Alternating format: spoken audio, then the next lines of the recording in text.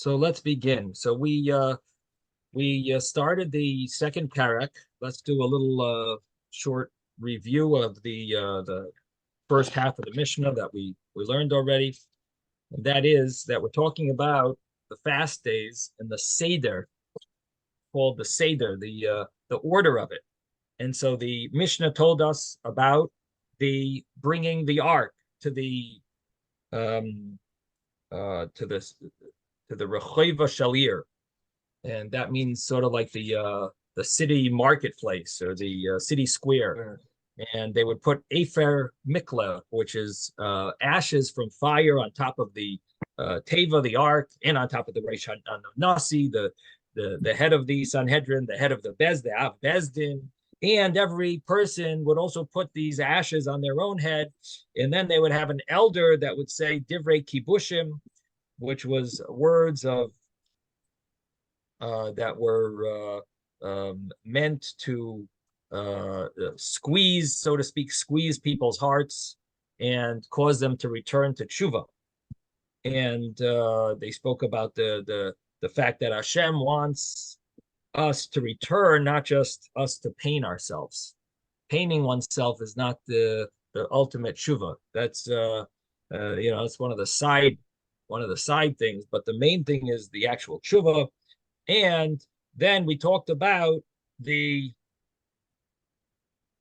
extra brachas in the Shemona Esrei, which the Chazan would recite, and mentioned that there's Zechreinos and Shofros. We mentioned similar to the brachas on Rosh Hashanah, and then we have these other psukim, which it also mentions. And we have Rabbi Yehuda's opinion, who says they wouldn't say Zechreinos and Shofros like we do on Rosh Hashanah, but they would actually substitute them with different verses. Rav Kiya Ba'aretz, Dever Kiya, Asher Haya Hashem Al Yirmiyahu, Advar B'Tzeides. And then it talked about the ending, how you would end these brachas. And the first bracha talks about that they would add a sentence towards the end of the bracha, even in the Goyel Yisrael, which is not an additional bracha, but it's one of the regular brachas of the Shemona Esrei. They would also add to that bracha.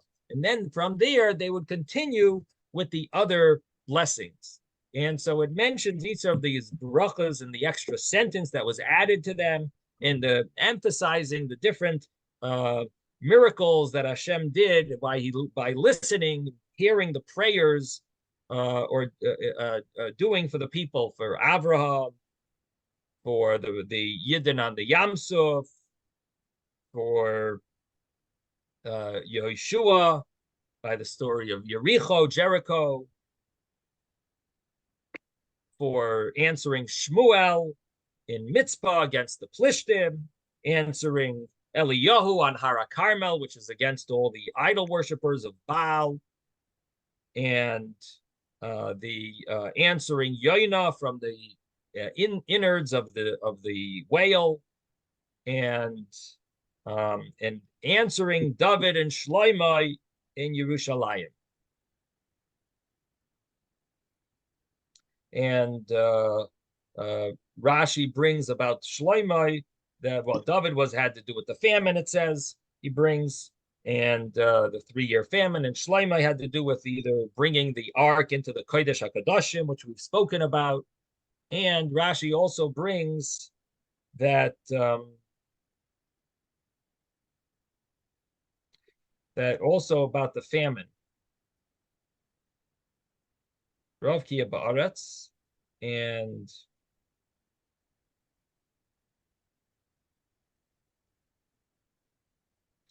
okay, and then the next part of the Mishnah emphasized a Maisa story of in the days of Rabbi Chalafta and Rabbi Hanina ben Teradyon, that they did this type of ceremony in their synagogue, but they did it similar to the way it was done in the Beis Hamikdash. And the Mishnah concludes that this is not the appropriate thing. What did they do? They had someone lead the service, and he finished the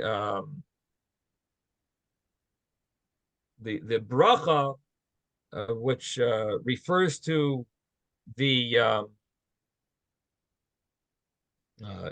they did not answer Amen after the bracha that he recited, which means the Goyal Yisrael bracha, which is the bracha that they start, adding these additional things, and they didn't say Amen. They said instead Baruch Shem Kavod Malchusai Li'olam Va'ed. So that bracha of Goyal Yisrael is expanded. They add extra sentence to 2 sentences to it, so they would they would then they so officially you're supposed to say Amen, but they didn't. And then they said the Koyanim should blow Koyanim blow, and they said that additional sentence, and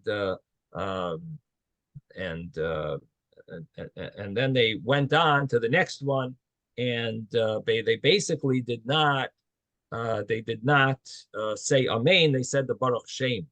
When the matter came before the rabbis, they said that this is not the appropriate thing to do, only in the Beis Hamikdash. And then the Mishnah said that the different rules about the fast days with regard to the people who are serving in the temple, people that are on standby in the temple, and the Anshe Maimad, which are the people who are is the people who are representing the community. So what does it say? So the first opinion in the Mishnah says the Anshe Mishmar, the people who are actually doing the service that day in the temple. Now, Anshe Mishmar are the people doing the service that week, so they're on standby. Beisav are the people doing the service that day. The Anshe Mishmar, the people that are on standby, for the first 3 fasts of the community, they fast, but they don't finish it. They don't continue fasting till night. The people who are Beisav, that means that they're doing the work that day in the Beis Hamikdash. So those people wouldn't fast at all. They need strength in order to do the service in the Beis Hamikdash. So the people who are the Beisav, they don't fast at all. Then it says that what about the second group of fasts? So it says the second group of fasts, people on standby fast and complete their fasts. The people who are actually doing the work in the Beis Hamikdash, the Beisav, Anshe Beisav, they fast, but they don't complete it. So it gets a little more strict for the second group of fasts. Then you have the final 7 fasts. In those final 7 fasts, everyone fasts and completes their fast, because those are much more strict. I don't know if you remember what we spoke about the nursing women maybe a week ago. We mentioned about the nursing women and the pregnant women, that they wouldn't do the final 7. It was too much for them to handle. But they are more strict, and they're more of a reason to fast those fasts, and therefore both of these groups, the people that are actually working and the people on standby, they fast these entire fasts, the final 7. They're very strict fasts. And as we also saw in the Mishnah, that they would go to the shofar on these fasts, and they would do masri, and they would close the stores, the food stores, and then the Mishnah says that these are the words of Rabbi Yeshua, but the rabbis have a different view. What do the rabbis hold? Much more lenient. The rabbis say the first 3 fasts, the people that are doing the work in the Beis Hamikdash that day, called the Beisav, and the people that are on standby, called the Mishmar, Anshe Mishmar, both of those groups would not fast at all. The second fasts, for the second group of fasts, then it says the people on standby would fast and not complete it, but the people doing the work don't fast at all. For the final 7 fasts that are much more strict, the people on standby fast and complete their fast. The people that are doing the work that day in the Beis Hamikdash, Anshe Beisav, they fast, but they don't complete it. And now we're going to start on the second wide line in the Mishnah on page 15b. So we're in the Mishnah. We're going to start here on the second wide line. If you're in the art scroll, it is 15b2. 15b2, and we are going to start in the art scroll. It would be on the 8th line. Anshe mishmar mutarin lishtais yayin baleilos. The people of the mishmar, the people on standby, so they're the koyanim. I should emphasize, we're talking about the koyanim, and they are not meant to do the work that day unless they're needed, and they're on standby.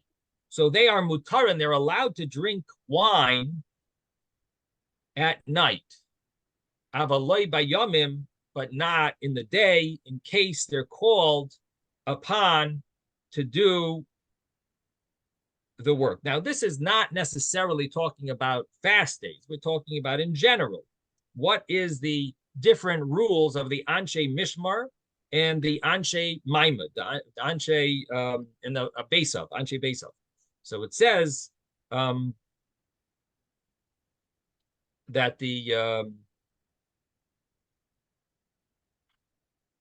Anshe Mishmar, the people of the Mishmar, meaning the people on standby, the Koyanim on standby, and they're allowed to drink wine at night, but once the day comes, they're not allowed to drink any wine because they're on standby. But Anshe Besav, the people who are actually doing the work that day, they're not allowed to drink wine, loy bayom v'loy balayla, not at day and not at night. They're not allowed to drink wine at night because they might need to continue working at night, which basically means that if not everything was burned during the day, they would continue burning the sacrificial parts at night, and therefore they're not allowed to drink wine. They're not allowed to drink wine on the night after the day that they worked. So the Anshe Mishmar, they're allowed to drink wine at night.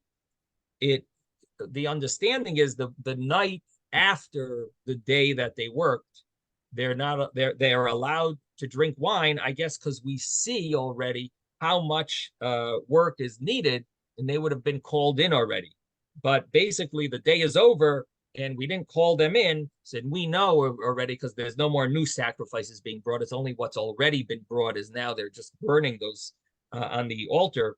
And so therefore, if they weren't called in yet, they're allowed to drink wine if they're only on standby. Now,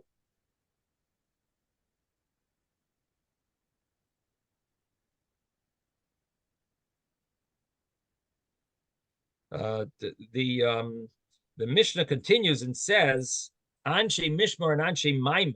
Now we'll talk about the Maimad. This is the other group that we haven't spoken about. The men of the Maimad that would, as I mentioned on Friday, they would be the representatives of the Israelites, of the Jewish people around the world. They would be, in order to bring a sacrifice, you're supposed to be standing on your sacrifice. And these are the representatives that would go to the Beis HaMikdash to be there by the daily sacrifices, which are meant to be sacrifices for the entire Jewish people. So they needed representatives. So they would go there. And then a group of them would stay in their places and do extra prayers, and they would fast and so on. So these Anshe Maimad, they're not allowed, together with the people on standby, they're asurim melachsaper u'melachabes. They're prohibited from cutting hair and laundering their clothes on the week that they are meant to do the service. They're once that week comes, the Gemara is going to explain the reason for this, but that is a law that they're not allowed to take haircuts or launder their clothing. Uvachamishi, but on the Thursday, they are mutarim and they cover the Shabbos. They are allowed to cut their hair or wash their clothes in order for Shabbos.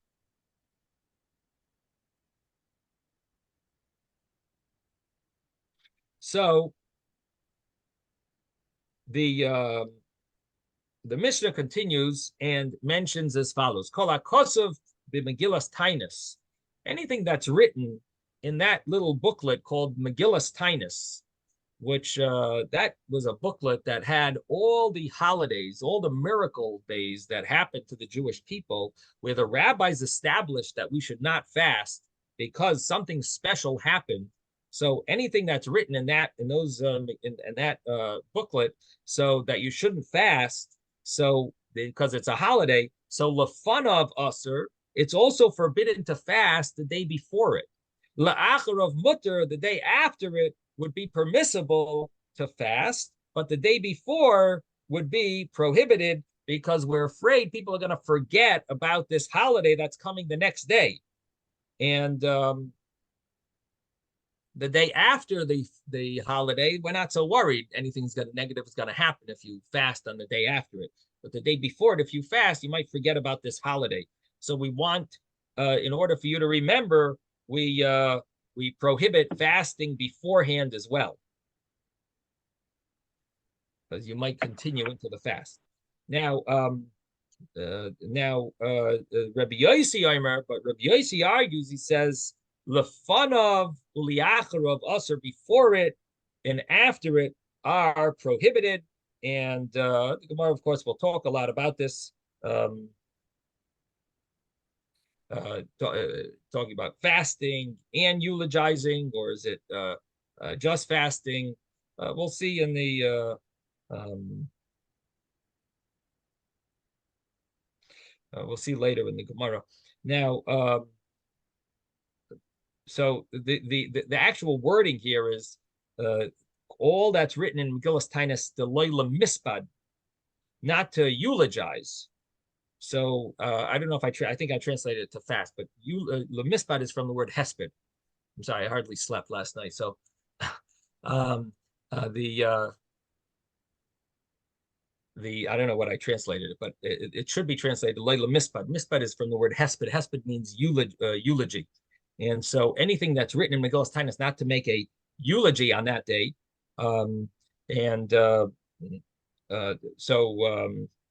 Rashi adds the word Leila Hisana'ah, not to fast. And some of them are more strict that say don't eulogize. So there's days not to fast, and some of them are more strict that you don't eulogize. And those are, you're not even allowed to eulogize the day before, because you might end up eulogizing on the Yom Tov itself, and we're not worried about that the day after. Now, Rabbi Yossi argues, he says both before it and after it would be forbidden to eulogize. Now, the Mishnah continues and says, if it says the Leila his anah behind, if it says not to fast, this is where it talks about not to fast. So lefanav uliacharav mutter, you are allowed to fast the day before and the day after. If it's only fasting that's prohibited on this holiday, so that means it's a lesser holiday.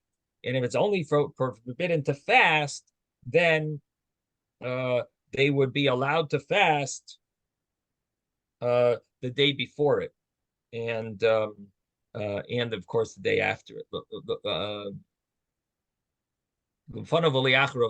day before and the day after it is permissible. Rabbi Yossi says Rabbi Yossi is more strict, and he says that before it and after it, I'm sorry, before it would be usher, after it would be mutter, would be permissible. So he's more strict that he's prohibiting the day before it.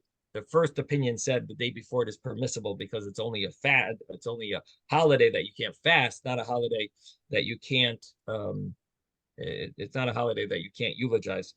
Okay, so these are the two opinions, Rabbi Yossi and the first opinion. Now the Mishnah says, going back to the fast for rain, Ein Geizrin Taanis ala Tzibor B'tchila B'chamishi, you never start a decree of fasts on Thursday. And we've learned this already.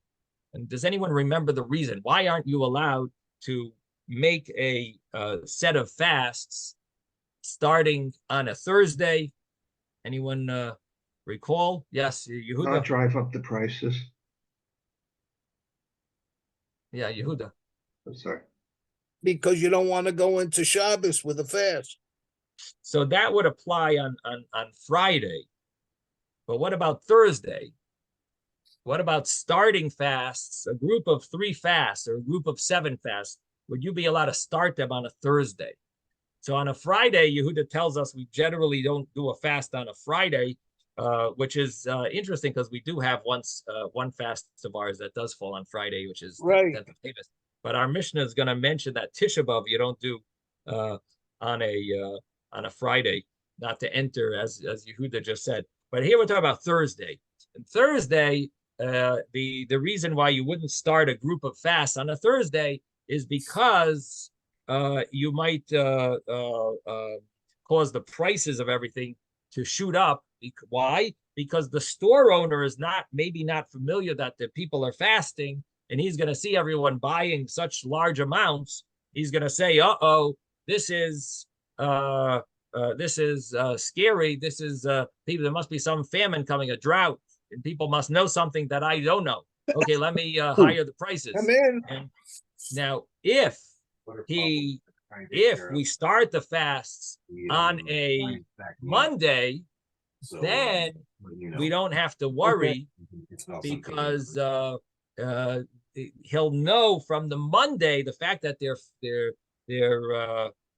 fasting and they're on Monday they're buying a lot on Monday.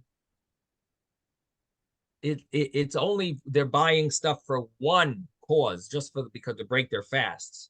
But if it was on a Thursday, he's going to see them buying for Shabbos and for the fast day. And that's what's going to knock him off his rocker and cause him to want to higher the prices and get him nervous, get the store owner nervous. So therefore, we never start these group of fasts on a Thursday. We start them on a Monday. We do fast on Thursday, but as long as the first one started on Monday, we assume the store owner is going to know, and he will realize on Thursday the reason why people are overbuying. So the Mishnah says, "Ein goyzin tainas ala tzibur betchila b'chamishi." We don't decree a fast for the congregation that starts on a Thursday. Shaloi lahafkia hasha'arim, not to cause the prices to shoot up. And the Mishnah says, Ella, rather, Shalish Tiny Shaina is the first 3 fasts are a Sheni v'Chamishi v'Sheni. They're a Monday, a Thursday, and a Monday. And once we start on Monday, of course, we can also fast on Thursday. It's not a problem because the store owner will already have understood and realized the reason why people are buying on Monday, and he's not going to be nervous when they buy double on Thursday, which they're buying for Shabbos and for the fast.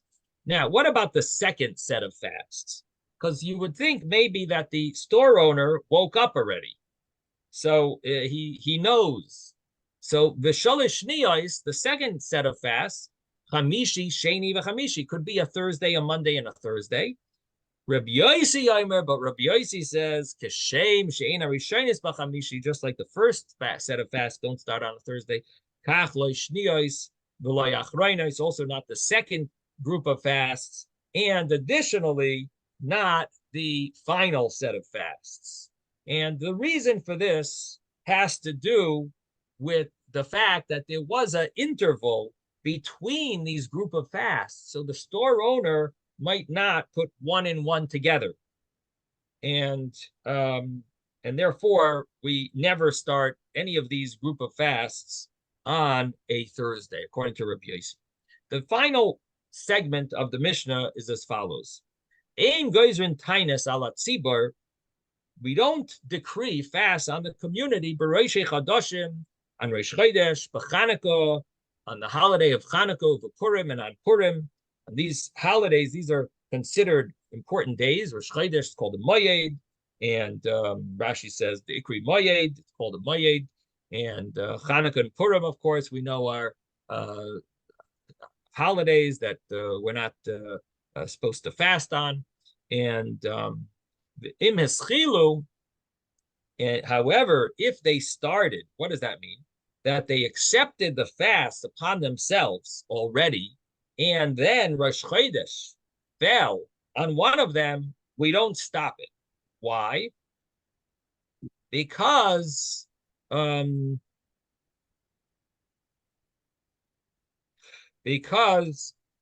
point is that these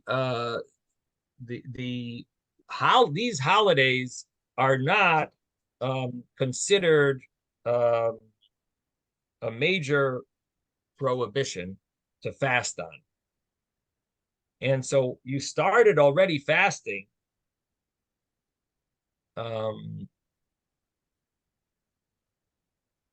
We sort of like we wouldn't have initially set the fast to start on this day, but since you started your Monday and this fell on a Thursday, or this fell a week later on the Monday, so you already started your order of fasts. So we interrupt these holidays with fasting. Now, these are the words of Rabban Gamliel, Divrei Rabban Gamliel. If you started, you don't stop. Amar Reb Meir. Reb Meir says, Afal Pish Amar Rabban Gamliel Emafsikin. Even though Rabban Gamliel says you don't stop and you do continue these fasts because you're doing every Monday or Monday, Thursday, Mondays, or whatever you're doing in order to, you made this decree, you made this rule, and it fell on Chanukah and on Purim or on Rosh Chodesh. So, Maida Hayashem Ashlimin. Rabban Gamliel really agrees that you don't complete the fast until the night. You would stop fasting at some point. And during the day, definitely after midday, after a half hour after midday would be called Mincha Gedola. So somewhere after that, you would break your fast. And Rashi says before it gets night, you would eat samach la'erev. You would eat before it gets night and not complete the fast. And the same thing applies. The same thing applies on Tisha B'av. If it would fall on Friday, we would not complete the fast. We would break the fast somewhere before sunset, and not to enter the Shabbos in pain while fasting and so on. So therefore, we would break the fast. We would fast, but we would break it a little early. Now, this is not possible to happen in our calendar. However, our calendar was made in the 4th century. That was when Hillel II made our calendar. And before that, the Tisha B'av could have fallen on a Friday. And therefore, nowadays it falls on Shabbos sometimes, so we push it off to Sunday, but it never falls on Friday. But because that's the calendar that was made by Hillel II. It was in the 4th century when he established this calendar, and it's a 19-year cycle, and somehow made it in a way that certain days can never fall. It's interesting how it was made, that he made it that certain days never fall on the wrong day. So like Hoshana Rabbah never falls on Shabbos, and there's just the way the calendar works. It just never ends up happening that you'd have Tisha B'av on a Friday. And but the Mishnah is talking about before that, and it was possible on Shabbos for Tisha B'av to fall on a Friday. Okay, so now we're going to start the Gemara, and if you are using a regular Gemara, we are about maybe 18 lines from the bottom of the page, maybe 15 lines from the bottom of the page. And so the Mishnah, the Gemara says as follows. It quotes the Mishnah, Seder Taanis Ketzad. What was the procedure? What was the order of these fasts, the Seder of the fasts? How would they do it? Ketzad, how was it done? Maitzian as a teva, they would bring out the ark to the square, to the city square, to the plaza. Filu become Isa, the Gemara asks, was this even done at the first set of the three fasts? For a minu, but we can ask a contradiction from a brisa that says shalosh tinius rishainos ushnios, the first three in the middle and the second three. Nifnas in the Beis HaKnesses, it said they would enter a shul, umaspal, and they would daven. The way we would daven a whole year round. But on the last seven, they would bring out the ark to the town square. And they would put ashes on top of the ark. On top of the head of the Sanhedrin is called the Nasi, on the Reish Av Bezdin, on the head of the head of the Av Bezdin, and upon and everyone would put it on their own heads. Rav Nassan says it had to be specifically Afer Mikla Hein Mavian. It had to be Afer from Mikla, from ashes, from fire, which means from burnt. Basically, the word Afer doesn't always mean ashes. It could mean dust or dirt. So, according to the first opinion here, it didn't say the word Afer Mikla. Our Mishnah actually said the word Afer Mikla. If you look back on page 15a, it said Afer nice and Afer Mikla al Gabi Teva. Our Mishnah says Afer Mikla. They would use ashes, Afer from Mikla, from burnt. The Brisa, the first opinion, just says Afer, which could mean they would put dirt on their head. And the second opinion here is Rav Nassan says Afer Mikla. So, but what do we see from this brisa? You see from the brisa that bringing the ark into the city square, this ceremony was only done. The town square was only done on the last very strict fast days. If you remember, we had a discussion in the previous chapter about the differences between the first three and the middle three and the last three, and it mentioned some differences, and it didn't mention the difference of bringing the ark into the town square. And the Gemara wanted to use that as a proof that maybe that means that even on the middle fast, you're supposed to bring the ark into the town square. And the final conclusion of that Gemara was, no, you know what? It left it out in that other source because it relied on our Mishnah. Our Mishnah makes such a big deal about it. So therefore it relied, you're going to do, that's an automatic difference that everyone knows about. It didn't have to say it. It's going to be mentioned over there in a very public way in the Mishnah. It says it very clearly. So therefore we don't have to mention that difference between the middle three and the final seven because that is relied on the Mishnah that says it. So here the Gemara just clarifies it, and it says, does our Mishnah mean the last seven, or does it mean even in the first three and the middle three? So, but we have a brisa that pretty much says clearly that it's only the last seven. So Amar Rav Papa, Ki Tanan Nami Masnis, and Rav Papa says, when did our Mishnah also learn this? In what scenario? It's in what type of which fast? Ashteva Achroines Tanan. It taught the law regarding the final seven fasts, not regarding the first three and the middle three. So we just clarified that our Mishnah is talking all about the final seven. Over Reish HaNasi, they would put the ashes on the head of the Nasi. And the Gemara says, V'hadar Tani, and afterwards, the Mishnah teaches, Kol echad v'echad v'roishai. Each person puts it on his own head. Now, the Gemara is very bothered with this. Any, is this so? V'hatanya, didn't we learn in a brisa? Rebbe says, in matters that have to do with honor and prominence, we always start from the bigger person, the more important person, the more honorable person. V'klala, when it comes to matters of curse or misfortune, so maschilin min hakatan, we always start from the least dignified person, the least prominent person. And so the brisa seems to be a contradiction to our Mishnah, because our Mishnah seemingly is talking about something negative. There's no rain. And what do we do in this scenario of our Mishnah? What does it say? That you start with the important person first, that they first put the ashes on the head of the Nasi, the leader, and then on the head of the Av Bezdin. And finally, they put it on, every person puts it on their own head.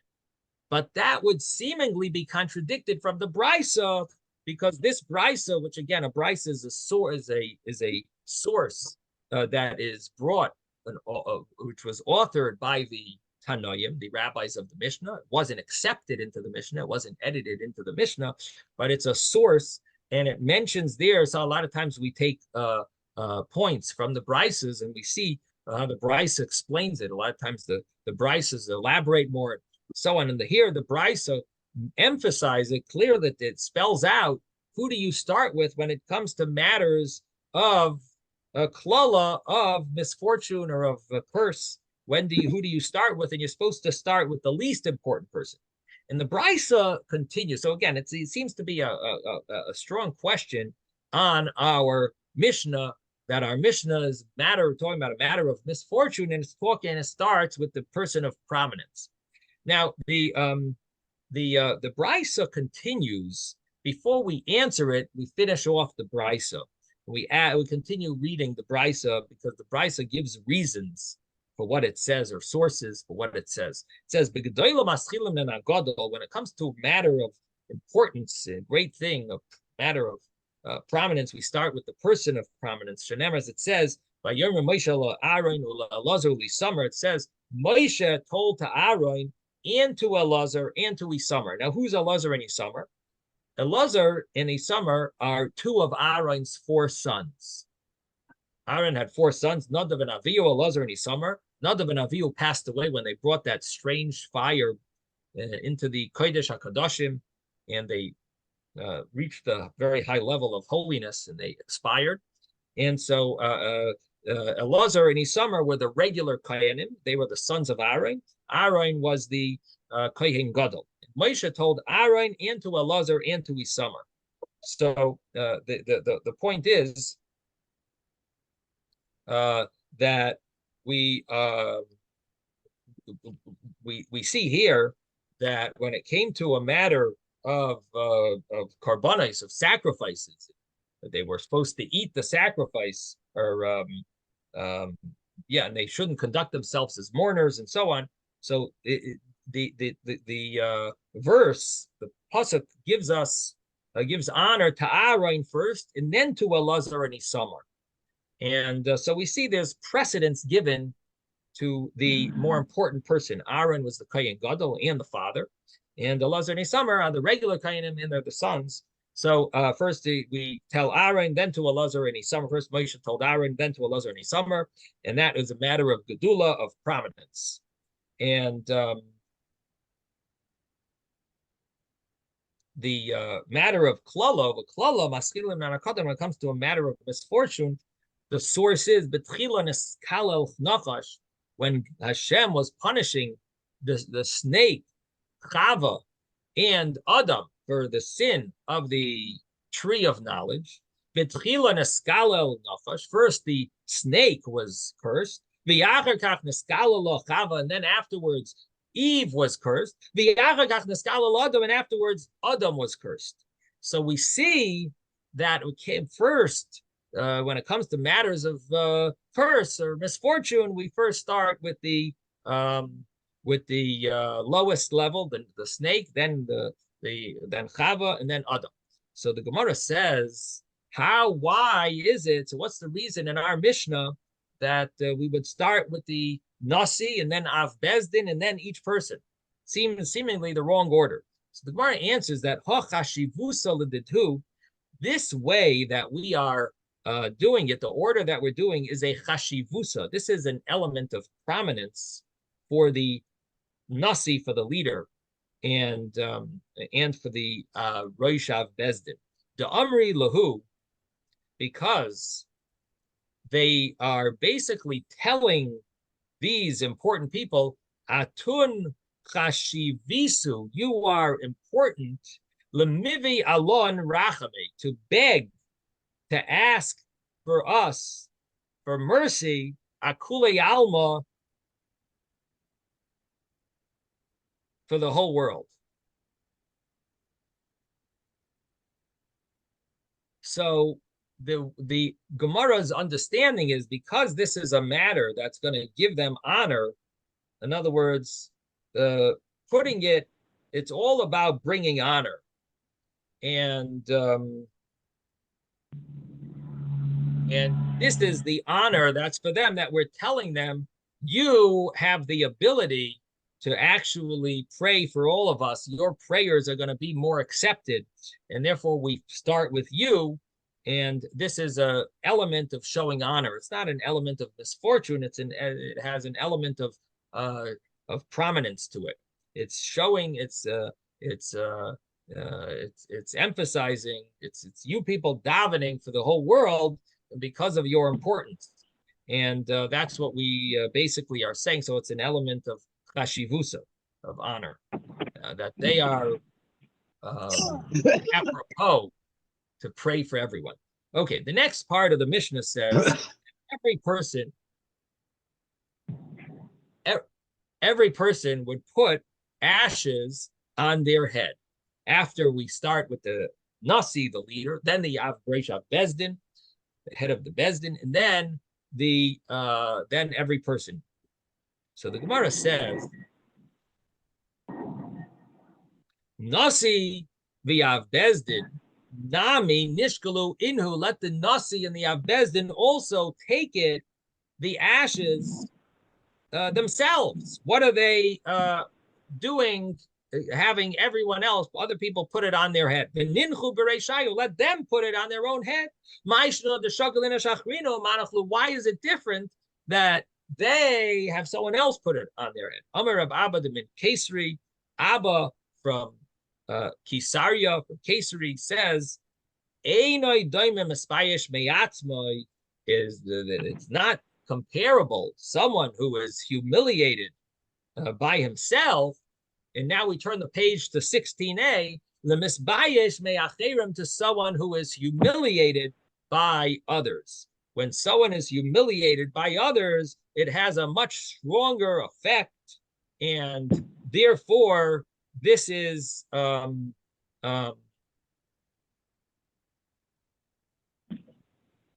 important for the leader and for the Av Bezdin. It'll cause them to feel more humble. Their prayers will be more effective, and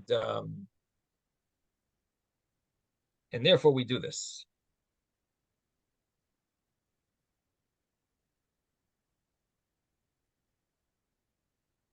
The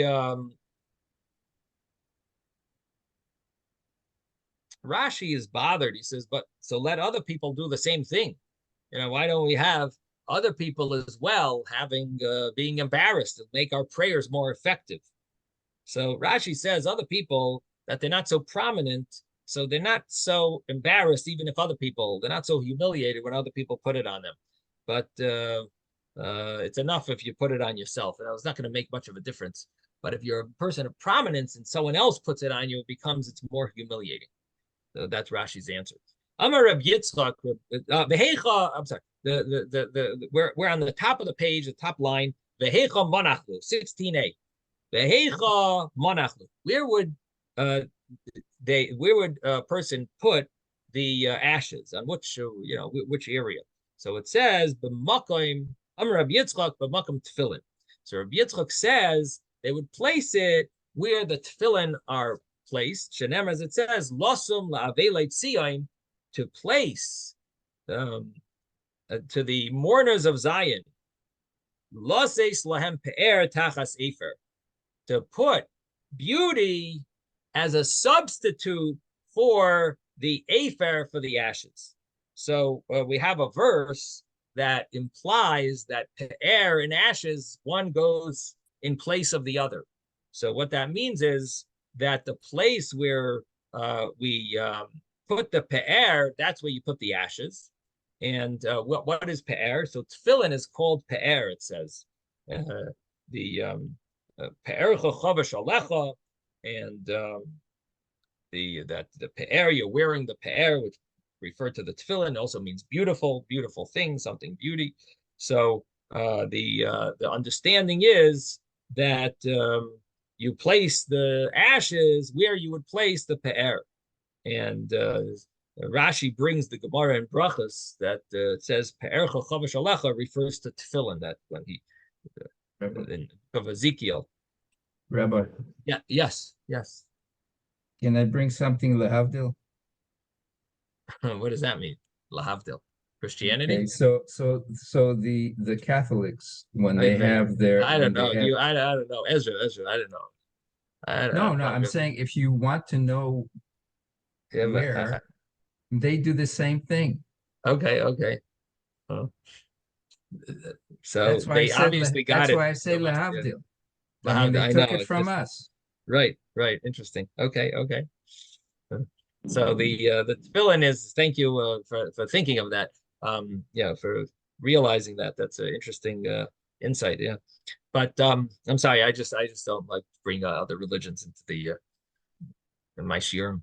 But Rabbi, I understand, but I'm saying is if somebody wanted to know what, right, where they got it from, it's right here. Yeah, good call. Yeah. So so the Gemara in Bracha says these are the tefillin that the Pe'ercha Chavash Alecha, the book of Ezekiel, it's referring to tefillin. It calls them beautiful, and the place where the tefillin are worn, and that is the place where you put the ashes. Now, where is the tefillin supposed to be worn? Because many people put the tefillin in the wrong place. Many people have the tefillin falling very low. And really, the tefillin is supposed to be by the hairline. That's the bottom of the tefillin. Now, if your hair is receded like mine, there's no hair here, so you're not going to move the tefillin all the way back up. It's where your hairline was.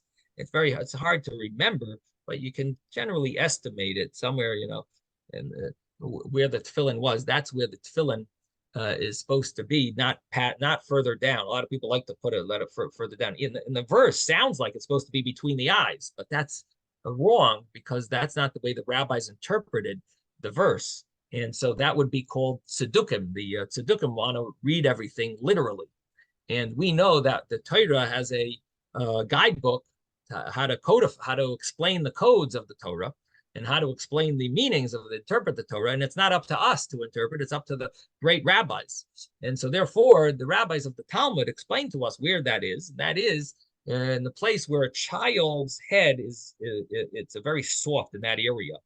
And that's the area where the tefillin is supposed to be. And so that is that is the location of the tefillin. That's where they would put the ashes. The Okay. fontanelle. Question, The fontanelle. Fontanelle. Thank you for the medical term. Rabbi. Yes. The Pe'er and Efer. Does anybody talk about the fact that the same letters are used to Same letters. represent it? So yeah, I don't know. So that's a very nice realization. Yeah. It seems like a good drasha you could probably develop from that. Pe'er and Efer, same letters. But I don't know. They have a The truth is gematria of 281. I have to look. I'll have to take a look in the. I have a lot of the commentaries in the back. I could take a look after, see if anyone mentions it. Nice, yeah, nice insight. Okay, the next Gemara is gonna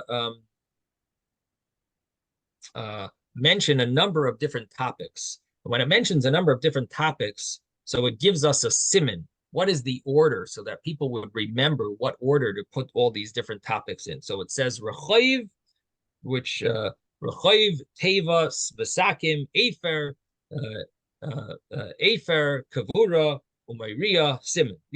This is the order. So it's going to be 1, 2, 3, 4, 5, 6, 7 discussions, and this is the order that they're in. It starts with Rechayiv. Rechayiv meant the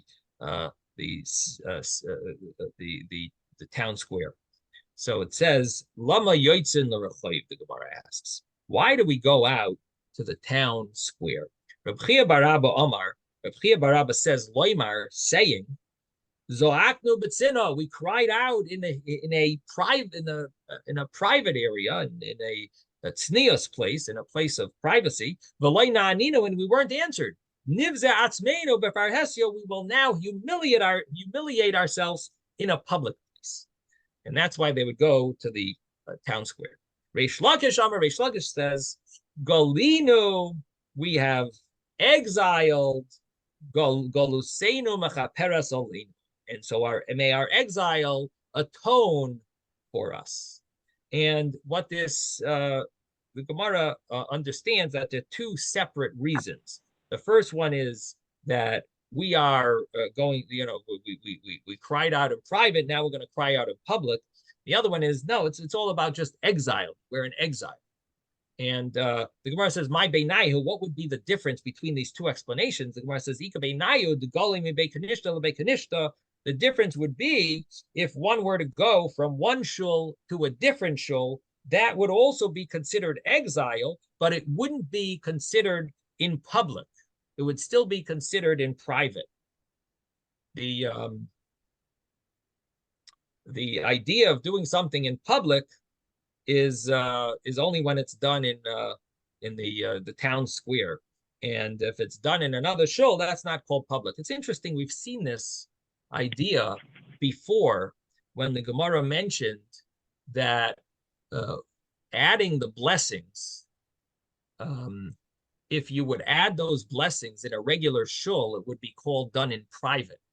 But when they go to the town square, that's called done in public. It's very interesting how the Gemara continues with that idea that in the shul is called sina, private, and farhesia, public, really means out in the town square, which I'm understanding from here how important it is lighting those big menorah lightings, to have them done in the town square, because that's the real publicity. Getting everyone to come to shul, you wouldn't. It's a whole different level of publicity. If you're talking about Persume Nisa, like I'm just comparing it. I see here how the Gemara emphasizes this idea that the farhesia, it doesn't matter. You have a very big shul. That's not called farhesia. The real farhesia is outside, is in the town square. So the Gemara continues and says, so we have these two reasons now why it was done in the town square, and they had to leave. They had to cry out in farhesia, in public, humiliate ourselves in public. We have to exile ourselves. And now it says that we're up to the second thing, and this is about teva. The lama might see as a teva l'rechayva shalir. Why would they take the ark to the town square? Amar Rabbi ben Levi loymar, to say klitza nua hayalanu. We had a vessel, private vessel that we own. We have v'nisbaze ba'avinenu, and it has been disgraced because of our sins. And we're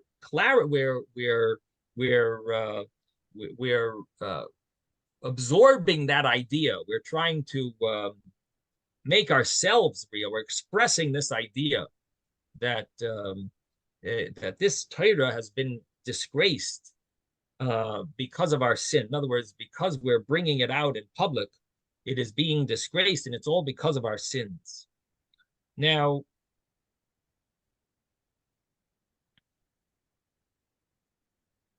Rashi adds the word vidui, that we have to say vidui. In other words, this act of bringing it out is an act of vidui. It's like an act of confessing, because we're bringing it out.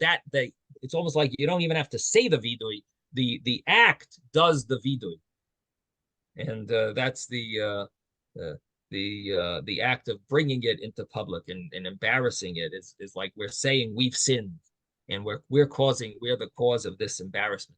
Yes, did someone want to say something? Ezra, was that you? Well, no, I thought when you were talking about bringing things out versus things inside.